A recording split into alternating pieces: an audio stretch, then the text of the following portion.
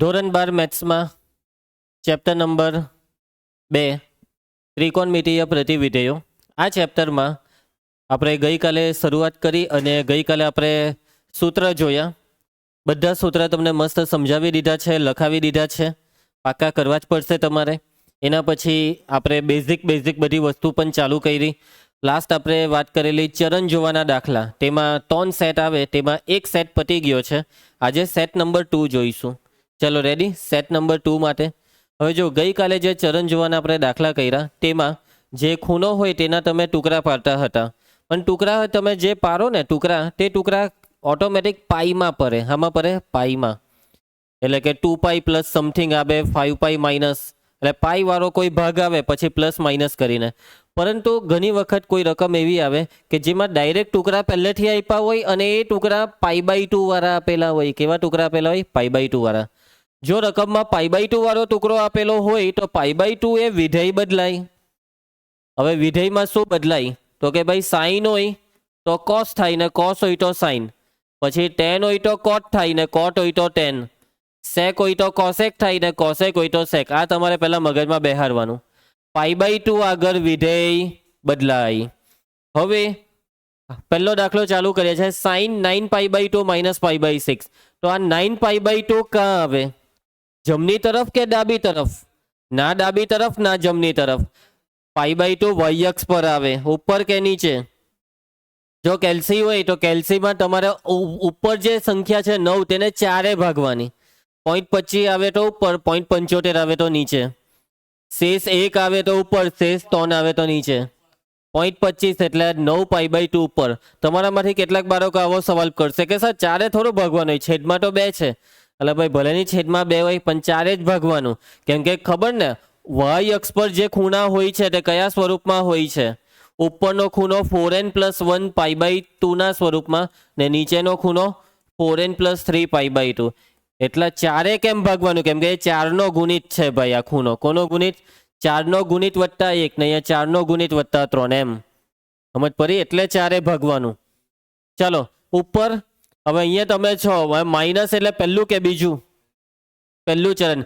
પુષ્પા, પહેલા ચરણમાં સાઈન ધન કે ઋણ? ધન. હવે સાઈન ધન એટલે અહીંયા વત્તા અને વિધેય બદલાય. સાઈનનું શું થઈ જાય? કોસ. આયુષ, વિધેય કેમ બદલાયું? કેમ કે π/2 વાળો ખૂણો છે. આ પ્લસ ખાલી બતાવવા માટે લખ્યો, એને લખવાનું નહીં. cos π/6 √3/2. ચાલો સેકન્ડ. બોલો આ ખૂણો ક્યાં આવશે? 11π/2. y અક્ષ પર ઉપર કે નીચે? નીચે. હવે નીચે છે માઇનસ એટલે કયું ચરણ થશે? ત્રીજું. ત્રીજા ચરણમાં પુષ્પા, ત્રીજા ચરણમાં કોસ ઋણ એટલે અહીંયા માઇનસની નિશાની અને વિધેય બદલાય. કોસનું શું થઈ જાય? સાઈન. સાઈનની પાછળ લગાવી દો π/4. કેટલા? -1/√2. ચાલો એના પછી ધ્રુવાંશ 29π/2 ઉપર કે નીચે? આ બધા લીટા કાંઠે પડી ગયા? હા ચલો 29π/2 ઉપર આવશે. ચાલો પ્લસ એટલે કયું ચરણ? પહેલું કે બીજું? બીજું. બીજા ચરણમાં ધ્રુવાંશ 10 માઇનસ પછી 10 નું શું થઈ જાય? cot π/3. કેટલા? cot π/3 √3 નહીં, 1/√3. ચલો એના પછી નેક્સ્ટ. ચલો માનજે 75π/2. 75/4 કર દેવા. કાંઈ આવ્યો? નીચે પ્લસ કયું ચરણ? ચોથું. ચોથા ચરણમાં સેક. ચોથા ચરણમાં સેક ધન. ધન એટલે વત્તા અને સેકનું શું થઈ જાય? કોસેક ને કોસેક π/4. કોસેક π/4 કેટલા થાય? √2. અહીંયા કેટલાક બાળકો ભૂલ શું કરે ખબર? કે અહીંયા સેકનું કોસેક થયું ને, તો ઘણા બાળક ભૂલ એવી કરે કે ચોથા ચરણમાં સેકની જગ્યાએ કોસેક જોઈ લે કે સર ચોથા ચરણમાં કોસેક તો ઋણ, તો તમે અહીંયા પ્લસ કેમ લખ્યું? એટલે ભાઈ અહીંયા પ્લસ કેમ આવે? કેમ કે સવાલનું ચરણ જોવાનું હોય. પછી સેકનું કોસેક થયું એટલે કોસેકનું ચરણ નહીં જોવાનું હોય. ચરણ કોનું જોવાનું? સેકનું. અને ચોથા ચરણમાં સેક ધન. સવાલમાં જે વિધેય હોય તેના ચરણની વાત કરવાની. એટલે આવો ગૂંચવારો કરતા નહીં. આવું શીખવાડ્યા પછી બી અમુક નમૂના આવી જાય છે. ચલો એક ઉપર માઇનસ પહેલું ચરણ પહેલા ચરણમાં ઓલેસ થઈ બધું ધન, કોટનું થઈ જાય 10, 10 પાઈ બાય 6. ચલો 69 પાઈ બાય 2 ઉપર પ્લસ એટલે બીજું ચરણ, બીજા ચરણમાં કોસેક ધન અને કોસેક નું થઈ જાય સેક, સેક પાઈ બાય 3.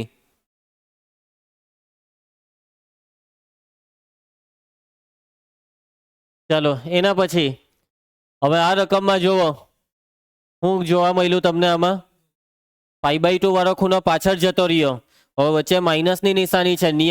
નિયમ પ્રમાણે પહેલા પાઈ બાય 2 આગળ હોવું જોઈએ એટલે માઇનસ કોમન કરવાનું. હવે માઇનસ કોમન કરીએ તો અહીંયા માઇનસ ને પછી 13 pi by 2 minus pi by 3. આમાં સમજ પડી ગઈ. હવે આ માઇનસનું હું તો સાઇન છે અયુગ્મ વિધેય એટલે માઇનસ બહાર નીકળી જાય એટલે માઇનસ સાઇન. પછી અત્યારે આને બેઠું લખું છું ને હવે આપણી પ્રોસેસ ચાલુ કરો. ચાલો કયું ચરણ કા ઉપર કે નીચે? ઉપર. માઇનસ એટલે પહેલું ચરણ, પહેલા ચરણમાં સાઇન ધન, પણ ધન હોય તો બી વત્તા ઓછા તો ઓછા જ થાય ને સાઇનનું થઈ જાય કોસ, કોસ પાઈ બાય 3 1/2 થાય ને. ચલો એના પછી નેક્સ્ટ પુષ્પા, આમાં બી જો પાઈ બાય 2 વાળો ખૂણો પાછળ છે તો એને આગળ લાવવા શું કરીએ? કોમન આગળ પાછળ કરી લે. આમાં જો આગળ પાછળ કરવા માઇનસ કોમન કરી લઉં. બરાબર વિચાર્યું, વેરી ગુડ. મગજ દોડાવી રહ્યો છે આ છોકરો, માની ગયા એને. ચાલો પ્લસ છે એટલે આગળ પાછળ કરે તેમાં કઈ ખોટું નહીં કહેવાય, ક્રમના નિયમનું પાલન થાય પ્લસમાં. ચાલો હા નીચે ને પ્લસ એટલે ચોથું, ચોથા ચરણમાં 10 માઇનસ 10 નું થઈ જાય કોટ, કોટ પાઈ બાય 4. ચલો નેક્સ્ટ. હવે આમાં જોવો 49 પાઈ બાય 2 શું કરીએ આગળ પાછળ? હવે આમાં બેવને માઇનસ છે તો માઇનસ કોમન જ કરી લઉં અને સેક શું કરે માઇનસ ને બહાર કરે કે ખાઈ જાય? ખાઈ જાય એટલે આ બેવનું થઈ ગયું પ્લસ. ક્રમ બી આગળ પાછળ કરી નાખો. 49 pi by 2 plus pi by 6 ઉપર પ્લસ એટલે બીજું ચરણ, બીજા ચરણમાં સેક, સેકનું થઈ જાય કોસેક, કોસેક પાઈ બાય 6. ચલો નેક્સ્ટ. આમાં શું કરીએ? ધ્રુવંશ પહેલું સ્ટેપ માઇનસ છે તું કોટ માઇનસ ને ખાઈ જાય? નહીં ખાય એટલે minus cot 31 pi by 2 minus pi by 3. Ayush 31 pi by 2 ઉપર કે નીચે? નીચે. માઇનસ ત્રીજું, ત્રીજા ચરણમાં કોટ ધન, પણ વત્તા ઓછા તો ઓછા જ થાય ને કોટનું થઈ જાય 10, 10 પાઈ બાય 3. ચલો નેક્સ્ટ. આમાં માઇનસ નું શું કરીએ? કોમન કરીએ. હા પણ કોસ શું કરે? માઇનસ ને ખાઈ જશે એટલે 999 pi by 2 minus pi by 4. કાંક નીચે અને માઇનસ ત્રીજા ચરણમાં કોસ ઋણ, કોસનું થઈ જાય સાઇન, સાઇન પાઈ બાય 4 1/√2. આ પાઈ બાય 4 વાળા ખૂણામાં ભૂલમાં કોસનું સાઇન નહીં કરે ને કોસ રવા દે તો બી જવાબ સાચો આવી જાય. પણ પછી એક એક સ્ટેપ જો ચેક કરવામાં આવે તો ત્યાં માર્ક કપાઈ જાય. અમુક વખત બોર્ડમાં ચેક નહીં બી કરે, છેલ્લા બે ત્રણ સ્ટેપ ચેક કરીને આગળ ધમધમાટી બોલાવતા હોય પુરવણી ચેક કરવામાં. નસીબ પર આધાર રાખે. બરાબર. ચાલો હા બીજું ચરણ, બીજા ચરણમાં 10 ઋણ, 10 નું થઈ જાય કોટ, કોટ પાઈ બાય 4 1. ચાલો ભાઈ હવે સેટ નંબર 3 છેલ્લો સેટ. બરાબર પુષ્પેટ. હવે આ જે રકમમાં ખૂણા તમને આપ્યા છે આ ખૂણા એ કોઈ ચરણમાં જવાના નથી, કેમ કે આ ખૂણામાં કેટલાકમાં પાઈ છે તો કેટલાકમાં પાઈ બાય 2 એટલે અક્ષ પર અડેલા છે. આ કોઈ ચરણમાં નથી પણ અક્ષ પર બેઠેલા છે. અને જ્યારે અક્ષની વાત આવે ત્યારે બિંદુ યાદ કરવાના. ચાલો મને આ બિંદુના યામ કેવો તો એકમ વર્તુળમાં? આ બિંદુના યામ 1 0 અલા હું 0, આના યામ -1 0, આ 0 1 0 માઇનસ. હંમેશા પહેલું બિંદુ કોસ થીટા છે ને બીજું સાઇન થીટા, આટલું યાદ રાખવાનું. ચાલો સાઇન 3 પાઈ ક્યાં આવે? લેફ્ટ કે રાઈટ? લેફ્ટ. અહીંયા આવશે. હવે આ જે બિંદુ આવ્યું ચાલો એમ જાતો હવે હા તો પહેલું જે છે તે કોસ ને બીજું જે છે તે સાઇન. તો સાઇન 3 પાઈ એટલે 0, સાઇન એટલે બીજા નંબર પર. કોસ 9 પાઈ ક્યાં? લેફ્ટ કે રાઈટ? લેફ્ટ. કોસ એટલે -1 કે 0? -1. એક સ્ટેપનો દાખલો છે આ તો. આ 19π/2 ઉપર આવશે. આ બિંદુ જો સાઈન એટલે 0 કે 1. પછી આ ઉપર ને ઓ ભાઈ ઉપર નહીં આવે, આ નીચે આવશે. અને કોસ એટલે પહેલું કે બીજું? પહેલું 0.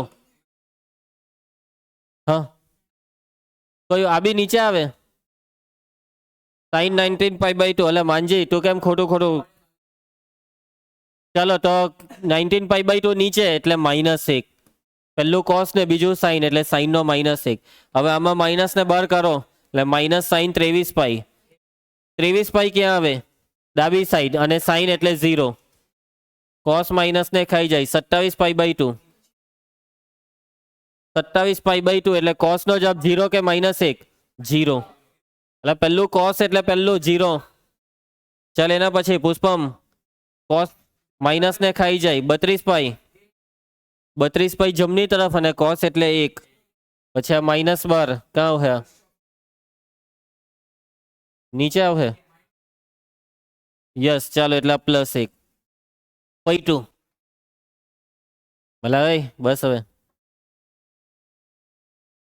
ચાલો ત્રિકોણમિતીય વિધેયોના પ્રદેશ અને વિસ્તાર આવડે છે કે? પ્રદેશ વિસ્તાર ગયા વર્ષના આવડવા જોઈએ. હે આ જરૂરી વસ્તુ છે. ચાલો એટલે અહીંયા બેતખાના કેમ છે? કઈ નહીં ચાલો આ લીટી પાડવી પડે.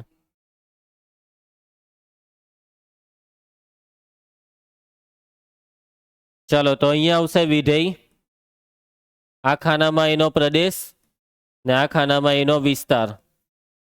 ચાલો પુષ્પા પહેલું વિધેય બોલ. સાઈન.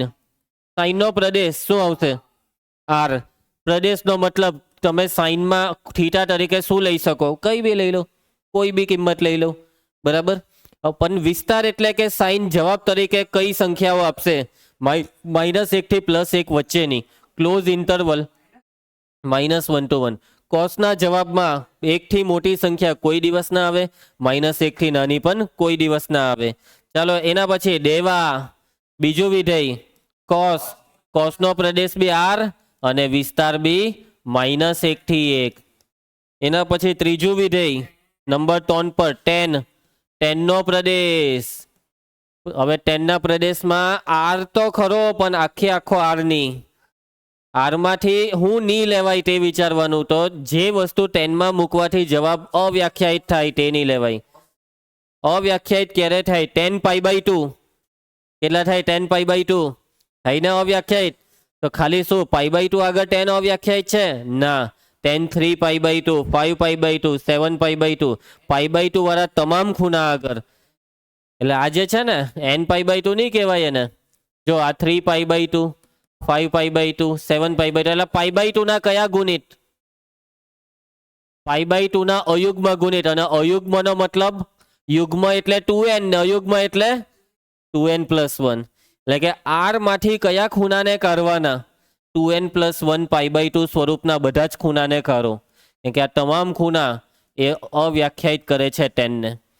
અને કોઈ દિવસ વિધેય અવ્યાખ્યાયિત નહીં થવું જોઈએ. અને એના માટે પ્રદેશમાં એવી કિંમતોને લેવા જ નહીં દેવાની. હવે વિસ્તાર. 10 વિસ્તારમાં કયા જવાબો આપશે? આ બધું લખીને આવેલો છે. ઓહો ચાલો 10 એ વિસ્તારમાં કયા? 1 to ∞. 10 જવાબમાં કોઈ પણ વાસ્તવિક સંખ્યા આપી શકે છે. આર. 10 નો વિસ્તાર આર છે. જવાબમાં 500 જોઈતા હોય તો 500 મળે, 2 લાખ જોઈતા હોય તો 2 લાખ, -4 લાખ જોઈતા હોય તો -4 લાખ. જે જોઈએ તે મળે. બરાબર છે. ચાલો એના પછી નંબર 4 કોટ. સેમ આમાં બી ભાઈ કોટ એટલે આખો આર ની. કોટ કયા ખૂણા આગળ અવ્યાખ્યાયિત? કોટ 0 અવ્યાખ્યાયિત. કોટ પાઈ અવ્યાખ્યાયિત. 2π અવ્યાખ્યાયિત. પાઈ સ્વરૂપના તમામ ખૂણા. એટલે પાઈની આગળની આ સંખ્યા કઈ છે? આ નથી યુગ્મ કે નથી અયુગ્મ. પાઈ વાળી તમામ આવે એટલે nπ. એટલે nπ સ્વરૂપના તમામ ખૂણા કરો જ્યાં n બિલોંગ્સ ટુ z. અને આનો બી વિસ્તાર આર જ આવશે. વિસ્તારની જોડી આવી રીતના બની જ. ચાલો એના પછી હવે કોની એન્ટ્રી પડે? ધ્રુવાંશ નંબર 5. સેક. સેકનો પ્રદેશ શું? આર માંથી કોને કરીએ? કયા ખૂણા તકલીફ આપે? π/2 વાળા જ ને. sec π/2 જોવો કોષ્ટકમાં છે ને વ્યાખ્યાયિત. અને π/2 નો મતલબ આવા બધા જ π/2 વાળા કારો એટલે કે 2n + 1 π/2 r - 2n + 1 π/2 જ્યાં n બિલોંગ્સ ટુ z. અને વિસ્તાર શું આવશે? સેક હંમેશા જવાબમાં એક કરતાં મોટી સંખ્યા આપે. હંમેશા સેકના જવાબમાં એક કે એકથી મોટી સંખ્યા. અને હંમેશા આ ત્રિકોણમિતીય વિધેયોના વિસ્તારમાં જેટલા બી જવાબ ધનમાં હોય એ બધા ઋણમાં બી આવે. એટલે એકથી મોટી બી બધી, -1 કે તેથી નાની બી બધી. આનો જવાબ છે -∞ to -1, -1 પર ક્લોઝ યોગ 1 to ∞. તો આમાંથી જવાબ તરીકે સેક પોતાના જવાબ આપશે. આ જ વસ્તુને બીજી રીતના લખવું હોય તો r માઇનસ નો મતલબ જવાબમાં હું નહીં આવ્યું, જે નહીં આવ્યું તે કરો. -1 અને 1 વચ્ચેની સંખ્યા નથી તો હું લખું -1 થી 1. પણ કયો ઇન્ટરવલ? ઓપન કે ક્લોઝ?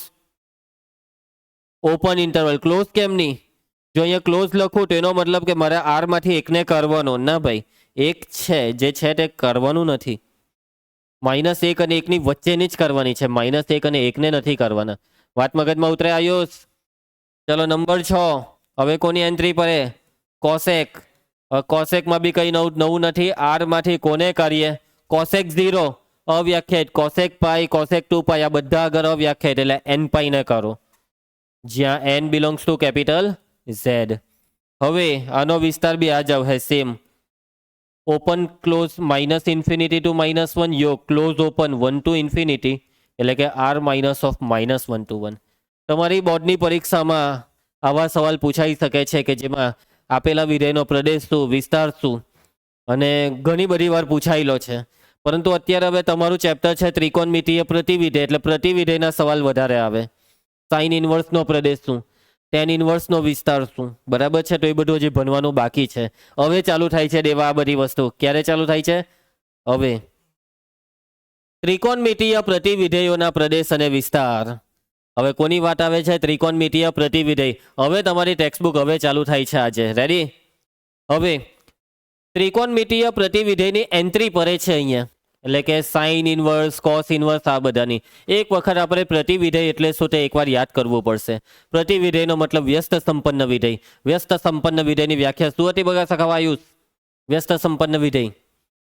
જો કોઈ વિધેય તમને આપવામાં આવેલું છે f, તો વિધેય f ફ્રોમ છે x to y, તો આ વિધેય માટે એક નવું વિધેય g એવું મળે છે કે જે y to x છે. અને g નું સૂત્ર એવું છે કે જેથી FOG કરવાથી જવાબમાં i આવે અને GOF કરવાથી બી જવાબમાં તદેવ વિધેય i આવે.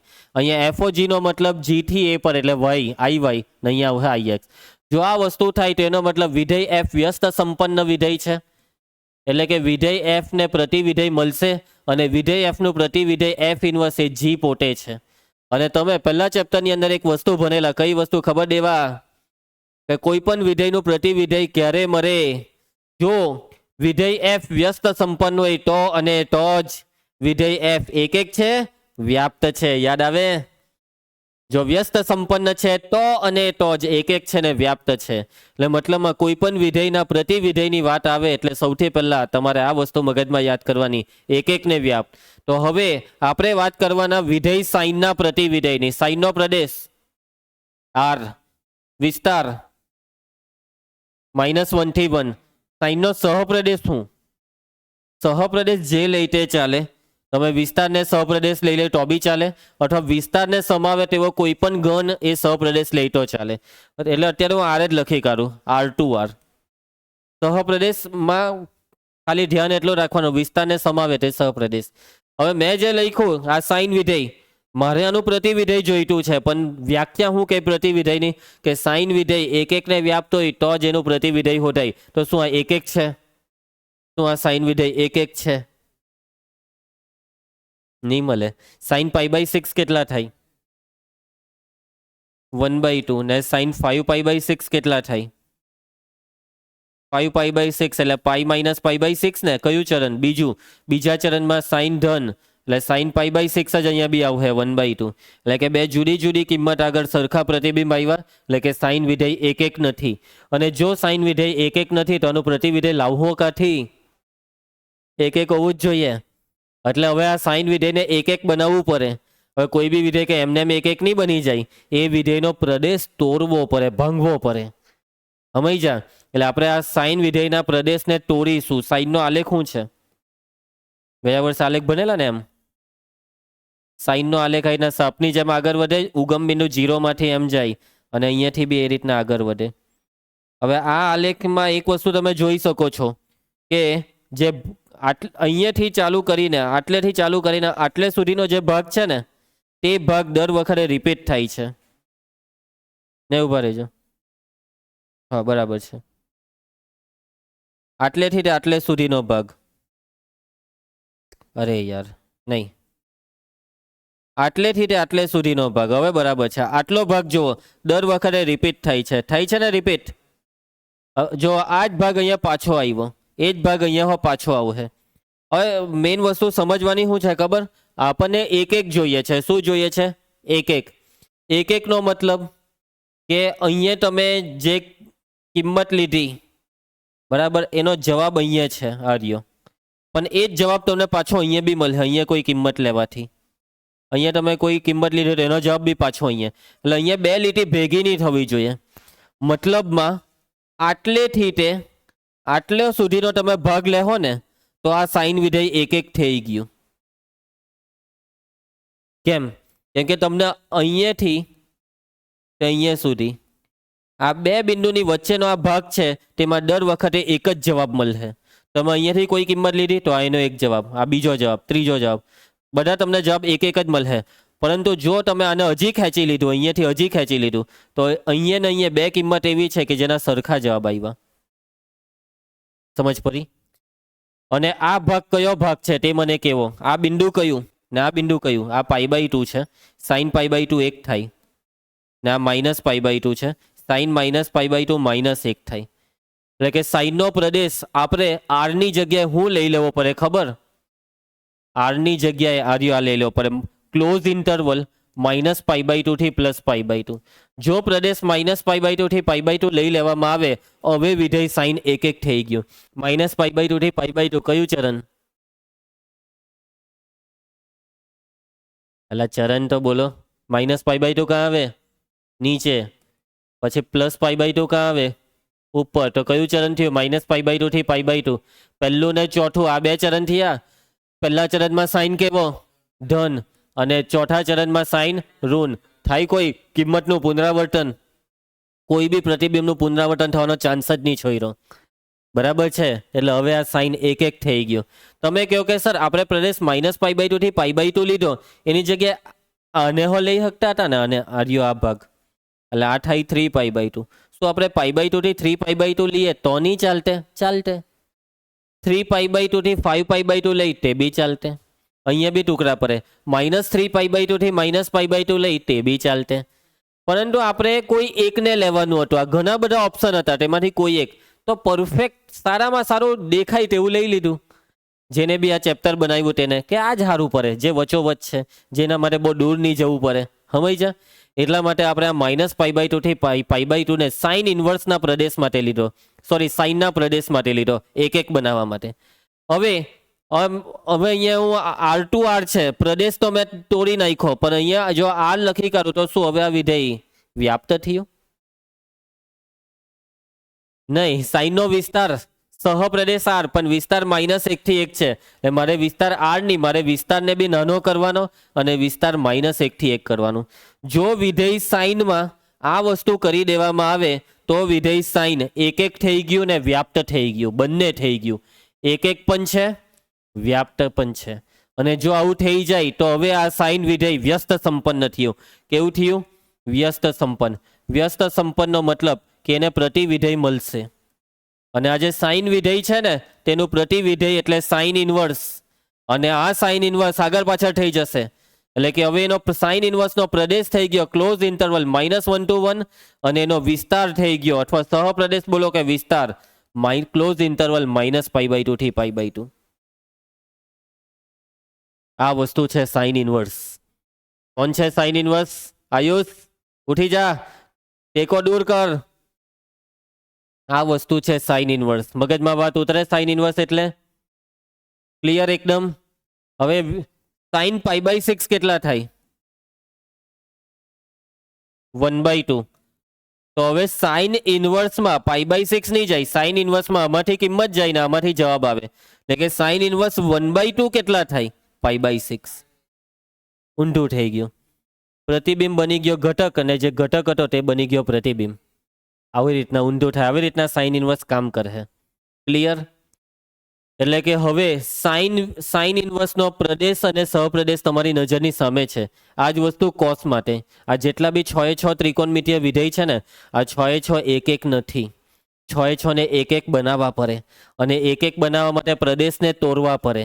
તેવી રીતના હવે કોસને બી તોડવો પડે. કોસને કેવી રીતના તોડવો? કોસ જે છે ને તે છે R થી R, પણ આ નહીં ચાલે. તો કોસનો પ્રદેશ શું લેવો કે જેથી કોસ એક એક થઈ જાય? બોલો. સહપ્રદેશ તમને બધાને ખબર છે, સહપ્રદેશમાં વિસ્તાર -1 થી 1 લેવાનું. પણ પ્રદેશ શું લે? જો સિમ્પલ ચરણ પરથી ખબર પડી જાય. કોસ કયા ચરણમાં ધન? પહેલામાં ને ચોથામાં, ને કયામાં ઋણ? તો હવે તમારે પ્લસ વાળી બી બધી કિંમત આવી જોઈએ ને માઇનસ વાળી પણ એકવાર. તો પ્લસ વાળી કિંમત માટે પહેલું ચરણ લઈ લે, ને માઇનસ વાળી માટે ત્રીજું ચરણ લે કે બીજું? બીજું લેવાય. તો આ જોઈન્ટ થઈ ગયું પહેલું બીજું. પહેલું ને બીજું ચરણ પર જવું હોય પહેલાથી બીજા ચરણ પર, જો 0 થી π. એટલે આ છે કોસનો પ્રદેશ 0 થી π. જો કોસના પ્રદેશને 0 થી π કરી દેવામાં આવે તો તમને બધી કિંમત એક જ વાર મળે. આ કોસ અનેક એકમાંથી એક એક થઈ ગયું, અને કોસ ઇનવર્સ કરી દેવું ફ્લિપ, -1 to 1 to 0 થી π. સમજ પરી વાતમાં? આ જ વસ્તુ ટેન ઇનવર્સમાં, કોટ ઇનવર્સમાં, સેક ઇનવર્સ ને કોસેક ઇનવર્સ. પણ આ બધાની હવે વાત નથી કરવી. ડાયરેક્ટ જ હું તમને આનો કોઠો લખાઈ દેમ, પ્રદેશ ને વિસ્તારનો. હું લખાઈ દેમ ડાયરેક્ટ કોઠો. હવે કોઠો લખાવવા પહેલા આલેખ જોઈ લઉં. કોનો આલેખ? આ સાઈનનો આલેખ જોવો, સાપ ચાલ્યો. પણ આ આલેખમાં એક વસ્તુ એકદમ ધ્યાનથી જોજો. અહીંયા નીચે તો લખેલું છે y = sin x, પણ ધ્યાનથી જો, આટલેથી આટલેની વચ્ચેનો ભાગ જરાક ઘાટો દેખાય. પછી અહીંયાથી જરાક પતલું થઈ ગયું, કેમ કે આટલા જ ભાગની આપણે વાત કરવાની છે સાઈનમાં. ભલે આલેખ આખો દોર્યો, અને આટલો જે ભાગ છે ને, હવે આ સાઈનનું પ્રતિવિધેયનો આલેખ જોવો, સાઈન ઇનવર્સ. અને આ પ્રતિવિધેયનો આલેખમાં થયું હું, જે સાપ એક્સ અક્ષ પર લપેટાયેલો હતો તે વાય અક્ષ પર લપેટાઈ ગયો. બરાબર? વાય અક્ષ પર ઉગમ બિંદુમાંથી પહેલા ચરણમાં જવા દેવાનું ને પછી એમ ગયા કરવાનું. ને અહીંયા આ રીતના સમજ પડશે વાતમાં? એટલે અહીંયા આલેખમાં થયું હું ખબર? તો આ આલેખ આ જે છે તેનો આખું એમ થઈ ગયું. એમ હતું તો એમ થઈ ગયું, હા કે ના? આ સ્ક્રીનશોટ જ છે. એમ હતો તો ખરેખરમાં એ એમ થઈ ગયો. સરખો લાગે? આ એમ જાય તો આ એમ જાય છે. આ થયું હું ખબર? 90 ડિગ્રી રોટેટ નથી થયો. 90 ડિગ્રી રોટેટ થઈને પછી બીજી એક વસ્તુ થઈ. કઈ વસ્તુ થઈ ખબર? ફ્લિપ. અહીંયા ફ્લિપ કરવાનું હતું, ઉભા રહેજો. હા, ફ્લિપ થયો. જોયું મેં શું કર્યું? હજી એકવાર બતાવું. ઓકે, આ હતું. શું આ બે સેમ છે? ના. આ જે છે ને તેને એમ કરવાનું છે. બરાબર? એટલે અહીંયાથી જો ફ્લિપ ને અહીંયા કયું આ રહ્યું, આ દબાવવું પડે કે આ પેલું જટું કાં રહ્યું? આ જ દબાવવું પડે. હા, એટલે જે ત્યાં હતું તે અહીંયા આવી ગયું. એટલે કે કોઈ બી વિધેયના પ્રતિવિધેયનો આલેખ દોરવો હોય તો કરવાનું હું ખબર? 90 ડિગ્રી રોટેટ કરવાનું ને પછી ફ્લિપ કરવાનું. એમ હોય 90 ડિગ્રી એમ લીધું ને પછી ફ્લિપ. આટલું કરવાથી તમને કોઈ પણ વિધેયના પ્રતિવિધેયનો આલેખ મળી જશે. હવે આ આલેખમાં મેઇન ભાગ તો આ જ છે ભાઈ. આ રહ્યો આ -π/2 થી +π/2. બાકીનો ભાગ આપણે ગણતરીમાં લેવાનો નથી. હવે આ સાઈનનો આલેખ અને આ સાઈન ઇનવર્સ બેઉને એક જ આલેખ પેપરમાં દોરી દીધા. જો ને આ લોકોએ સાઈનને હો દોરી દીધો, આ જોવો, અને સાઈન ઇનવર્સને હો દોરી દીધો, આ જોવો. તો આ થયું હું? આ જો ને, એમ ધ્યાનથી જો ને, આ શું થયું? આ તો વચ્ચે અહીંયા આ એક રેખા હો દોરી દીધી. આ કઈ રેખા છે? x = y અથવા y = x. તો આ રેખાની ઉપર જો ને નીચે જો, આ કેવું થઈ ગયું? આ જે રેખા છે ને y = x, એની ઉપરનો ભાગ અને નીચેનો બેઠો હરખો છે, તેમ જ છે. અહીંયાથી તમે જુઓ તો આ એમ છે, તો અહીંયાથી બી એમ જ છે. જુઓ ને, સમજ પડે તમને મારી વાતમાં? એટલે કે આ આલેખ માટે આ જે રેખા છે ને x બરાબર y એ અરીસો બની ગયો. તો બની ગયો અરીસો. અને આ વસ્તુ કયા આલેખમાં થઈ? સાઇન એક્સ અને સાઇન ઇન્વર્સમાં. શું આ જ વસ્તુ કોસ અને કોસ ઇન્વર્સમાં બી થઈ શકે? હા. ટેન અને ટેન ઇન્વર્સમાં? હા. દરેકમાં થાય. 6 માં થાય. એટલે કે કોઈ પણ ત્રિકોણમિતીય વિધેય માટે તેના પ્રતિવિધેયનો આલેખ એ રેખા x બરાબર y ને સાપેક્ષે આરસી પ્રતિબિંબ છે. કયું પ્રતિબિંબ છે? આરસી પ્રતિબિંબ. બરાબર છે. કોઈ પણ વિધેયના પ્રતિવિધેયનો આલેખ એ મુખ્ય વિધેયના આલેખના y બરાબર x રેખામાં મળતા આરસી પ્રતિબિંબ સ્વરૂપે મળે છે. આરસી પ્રતિબિંબ. અને આ સવાલ બોર્ડની પરીક્ષામાં એકવાર પૂછાયેલો છે કે કોઈ પણ ત્રિકોણમિતીય પ્રતિવિધેય, કોઈ પણ ત્રિકોણમિતીય વિધેય અને તેના પ્રતિવિધેયનો આલેખ એક જ આલેખ પત્ર પર દોરવામાં આવે તો તે બંને કઈ રેખાને સાપેક્ષે આરસી પ્રતિબિંબ છે? તો તે રેખાની ખાલી જગ્યાનો જવાબ x બરાબર y. આ રેખા યાદ રાખજો. કઈ રેખા? x બરાબર y. યાદ રહી જશે બધાને? પુષ્પા, તને હું નહીં સમજ પડી? કઈ નહીં સમજ પડી તો કઈ ટેન્શન નહીં લે, તું નહીં સમજે તો બી ચાલે. મેઇન વસ્તુ છે સૂત્ર ને દાખલા, એ મગજમાં ઉતારવા પડે. થિયરી જો આપણે સરખી રીતના સમજીએ તો કન્સેપ્ટ ક્લિયર થાય, ચેપ્ટરના પ્રોપર અન્ડરસ્ટેન્ડિંગ થાય. બાકી દાખલા તો ભાઈ છેલ્લે સમજવા જ પડે.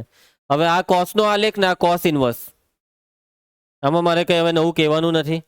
એના પછી આ કોના આલેખ જોવો? આ ટેનનો ને પેલો ટેન ઇન્વર્સ. પણ આટલો જ ભાગ ઘાટો છે. હે, આ બધા નહીં લેવાના. થયું હું તે તમે જોયું. અને 90 ડિગ્રી કાં તો એમ ફ્લિપ કરી દઉં કાં તો એમ, તો એમ ફ્લિપ કરી દીધો ને પછી એમ હો કરી દીધો. બરાબર, 90 ડિગ્રી રોટેટ ને પછી ફ્લિપ.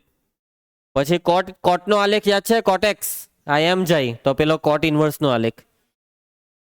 એના પછી આ સેકનો આલેખ, યુ બને ઉપર નીચે તો પેલો સેક ઇન્વર્સનો.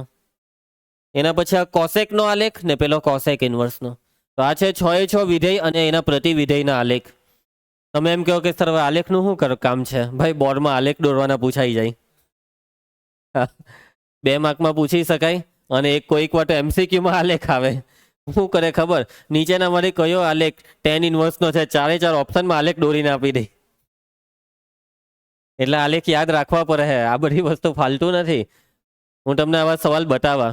આ ચેપ્ટરની છે ને મેં ઓરિજિનલ પીપીટી લાવ્યો નથી, પણ હું તમને છે ને બોર્ડના પેપરમાં એના સવાલ બતાવવા. કેમ કે અત્યારે પેલા જે પીપીટી બનાવતા છે ને મારી, એ સાહેબ રજા પર છે એટલે આની રહી ગઈ. બાકી હું અહીંયા બધા સવાલ નાખીને જ આવતે તમને ડેમો માટે. બરાબર,